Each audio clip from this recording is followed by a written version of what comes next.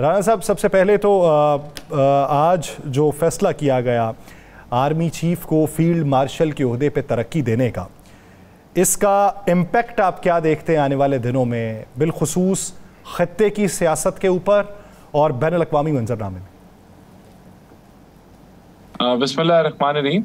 देखिए, मेरे ख्याल से जो बर्तरी पाकिस्तान को हासिल हुई और जो एफर्ट्स थे उनको रिवॉर्ड किया गया है, और इसका डेफिनेटली इस खित्ते के अंदर तो मैं समझता हूँ कि जो असर जीत का है वही असर जो है वो रेजोनेट होगा कि पाकिस्तान जो है वो उसके अंदर जो यूनिटी नज़र आई है, जो क्रेडिबिलिटी पाकिस्तान की दुनिया के अंदर बढ़ी है एक तरीके से आपकी दफाई कुव्वत के लिहाज से, और डिप्लोमेटिकली भी जो आपने इंडिया को मात दी है और इंडिया परेशानी के आलम में वक्फ भेज रहा है, तो ये उसी को स्ट्रेंथन करता है, उस मौक़िफ़ को। अच्छा राणा साहब, बजट कैसा दे रहे हैं? बजट में कौन कौन सी आवाम को खुशखबरियाँ दे रहे हैं? क्या सहूलतें मिलने जा रही हैं? देखिए, अभी तो बजट जो है वो अंडर डिस्कशन है, और काफ़ी हद तक चीज़ें जो हैं वो इकट्ठी हो रही हैं मुख्तलिफ वजारतों से, लेकिन कोशिश यही है कि जो नौकरीदार तबका है उसको टैक्स के स्लैब्स में रिलीफ दी जाए, एक ऐसा बजट हो जो अब पाकिस्तान को ग्रोथ की तरफ लेके जाए। तो इस चीज़ को बैलेंस किया जा रहा है। उसके अंदर जाहिर सी बात है हम IMF प्रोग्राम में भी हैं, तो टैक्स कलेक्शन और टैक्स टू GDP के रेशोज़ को भी देखना है, लेकिन कोशिश ये की जा रही है कि एक आम आदमी के बजट के अंदर जो उसका माहाना बजट है उसके अंदर कोई आसानी आए और ओवरऑल जो है मुल्क तरक्की की तरफ बढ़े। तो ये वो बुनियादी चीज़ें हैं जिनके ऊपर बजट बेस कर रहा है। अभी जो निटी ग्रिटीज़ हैं, जो डिटेल्स हैं, वो इंशाल्लाह जल्द आने वाले चंद दिनों के अंदर सामने आना शुरू हो जाएंगी। अच्छा राणा साहब, क्या ये मुमकिनात में से है कि हम इस मौके के ऊपर कि जब मुख्तलिफ फेजेस में एक साथ मौसूल हो चुकी हैं पाकिस्तान को, हम रीनिगोशिएट कर सकें अपनी इस पूरे मंजरनामे में जो हमारा एतमाद या जो हमारी साख दुनिया के अंदर बढ़ी है? क्या इस पोजीशन में हम हैं या फिर उस सतह पे हम जाना ही नहीं चाहते? आप IMF की बात कर रहे हैं कि रीनेगोशिएट किया जा सके? जी। देखिए, ओवरऑल तो हम तो IMF से आगे बढ़ के रिफॉर्म्स करना चाह रहे हैं इस मुल्क के अंदर। IMF जहां हमें एक्सटर्नल साइड पे सपोर्ट दे रहा है, और ये EFF जो एक्सटेंडेड फंड फैसिलिटी है जो स्ट्रक्चरल रिफॉर्म्स के लिए है, तो पाकिस्तान के अंदर जो रिफॉर्म्स जिनकी ज़रूरत है वो गामजन है, और इससे बेहतरी आएगी मुल्क के अंदर। तो हम तो देखें, अगर कोई ऐसी ज़रूरत पड़ी कोई निगोशिएशन करने की, कोई ऐसी चीज़ हुई जिसका कोई नेगेटिव इम्पैक्ट है, वो तो करते रहते हैं हम लोग हर रिव्यू के अंदर, और ये बजट मेकिंग प्रोसेस के अंदर उनसे बातचीत होनी है, तो वो तो जारी रहेगी। तो ये तो रिफॉर्म्स का एजेंडा तो हमारा अपना है जो हम लेके चल रहे हैं। IMF तो एक कहता ही है, लेकिन हम तो उससे बढ़ के खुद भी कर रहे हैं। अच्छा, सुनने में आया कि जो IMF से आपकी मुज़ाकरात चल रहे हैं, जो बजट की पे भी चल रहे हैं, उसमें पेट्रोल पर लेवी जो है वो 100 रुपया कर दी गई है। क्या इस बात में कोई हकीकत है?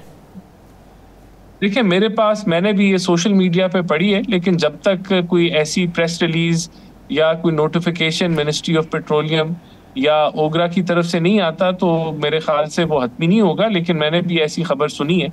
बहरहाल ये जो है इस वक्त हमें ये बेनिफिट है कि जो महंगाई की शरह है वो काफ़ी कम है इस मुल्क के अंदर, और जो तेल है ओवरऑल वो भी रीजन के अंदर अगर देखा जाए तो पाकिस्तान में सस्ता तरीन है रीजन की कंपैरिजन से।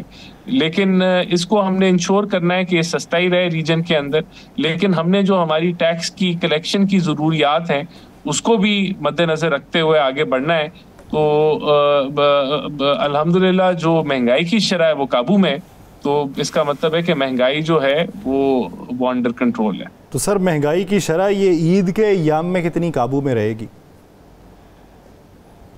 देखिए, मेरे ख्याल से तो पूरे साल की अगर आप परफॉर्मेंस देखें तो काबू में ही रही है, तो यही परफॉर्मेंस आगे भी बढ़ेगी, और इसको हम कोई ज़्यादा ऊपर नीचे नहीं होने देंगे इंशाल्लाह ताला। जो हमारी ओवरऑल एक माशी कारकर्दगी रही है उसका असर ये है कि महंगाई अब काबू में है। अब चैलेंज ग्रोथ का है। अब ग्रोथ होगी तो लोगों की जो कुव्वत खरीद है उसमें बेहतरी आएगी। अच्छा, राना एहसान अफजल साहब, वज़रा की तनहाई इसलिए बढ़ गई कि गुजारा नहीं होता, अरकान असम्बली की तनहाई इसलिए बढ़ गई कि गुजारा नहीं होता, तो अवाम का आप समझते हैं कि जितनी अवाम की तनहाई है उनका गुजारा होता होगा? देखें, जो पार्लियामेंटेरियंस हैं उनका काफ़ी साल तक उनकी तनख्वाहें नहीं बढ़ी, जबकि आम आदमी की या ओवरऑल जो मिनिमम पे जिसको कहते हैं या जो प्राइवेट सेक्टर में लोग होते हैं उनके हर साल तनख्वाहों में इजाफा होता रहा है। और जो मिनिमम वेज है उसमें जिस तरह पिछली दफ़ा 20 और 25% इजाफा हुआ था, तो इस तरीके से MP MNAs की तनख्वाहों में सालों तक कोई इजाफा नहीं हुआ था, तो उनको रीएडजस्ट किया गया है। राना साहब, मैं यहीं पे अगर इजाज़त दे तो पिछले 3 सालों में 3 दफ़ा तनख्वाहें बढ़ी हैं, रिकॉर्ड चेक करके देख लें। नहीं, 3 सालों में 3 दफ़ा तनख्वाहें नहीं बढ़ी होंगी राना साहब। मैं पूरे प्रोग्राम में आपसे हाथ जोड़ के इस बात पे माफ़ी मांगूंगा, आप रिकॉर्ड कर चेक कर लीजिएगा। चले, ये रिकॉर्ड चेक कर लेते हैं जी। कौन सी असेंबली की 3 दफ़ा तनख्वाहें कंसेक्यूटिवली 3 सालों में बढ़ी, ये बता दें। आप पंजाब असम्बली से लेकर KP की असम्बली तक, नहीं, आप वफाक से लेकर असम्बली तक सब में चेक कर लीजिए। नहीं, आपने मौक़िफ़ ये दिया है कि किसी एक असेंबली की तनख्वाह जो है सबके नहीं, तो सबकी तो बढ़ी है, लेकिन अरसे बाद बढ़ी है ना। अगर एक असेंबली को अगर 3 साल में नहीं बढ़ी होंगी तो मैं फिर कह रहा हूँ कि हम माजरत करेंगे इस पे कि हम गलत कह रहे हैं, नहीं तो मैं कल के प्रोग्राम में रिकॉर्ड लगा दूंगा आपको।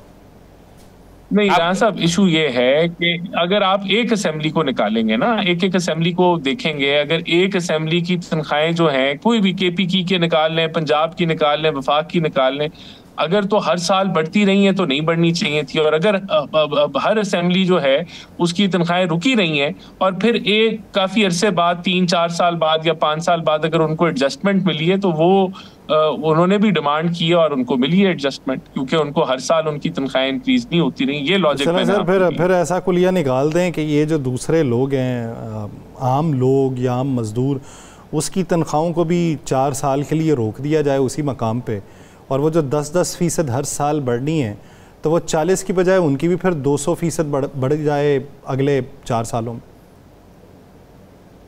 देखें, ये तो अगर अवाम को तो हर साल जो है वो हर साल बढ़नी चाहिए जी। और अगर इनका MP MNAs की भी एडजस्टमेंट उसके साथ ही हो जाए जिस तरह सरकारी मुलाजमीन की होती है, तो ये इशू ना बने। अब ये तो निकालना पड़ेगा ना डेटा के कितने साल तक फ्रीज रही हैं MP MNAs की तनख्वाहें, तो फिर जब वो डेटा आएगा तो तब इस पे बेहतर एनालिसिस किया जा सकता है। ये बताइए फैसल वावडा साहब से, अगर देखा जाए तो मोहब्बत शहबाज शरीफ साहब की ज़्यादा लगती है।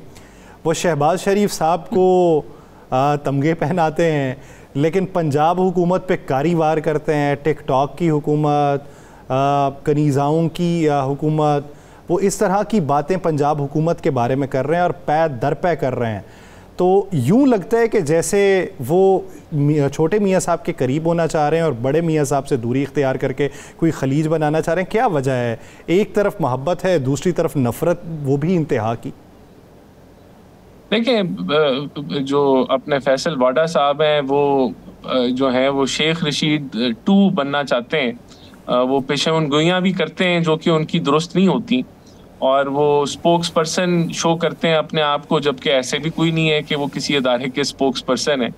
तो वो उनकी जो मकबूलियत है वो उनकी शोला बयानबाजी है, और वो करते ही इस वजह से ताकि वो मीडिया के अंदर रेलेवेंट रहें।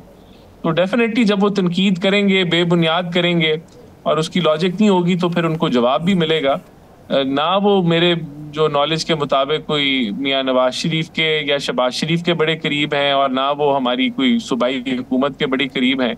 वो शो ऐसे करते हैं कि वो किसी अदारे के कोई स्पोक्स पर्सन है या इंटरनल उनको किस अदारे के कोई मालूमात, किस अदारे के, पाकिस्तान या किसके?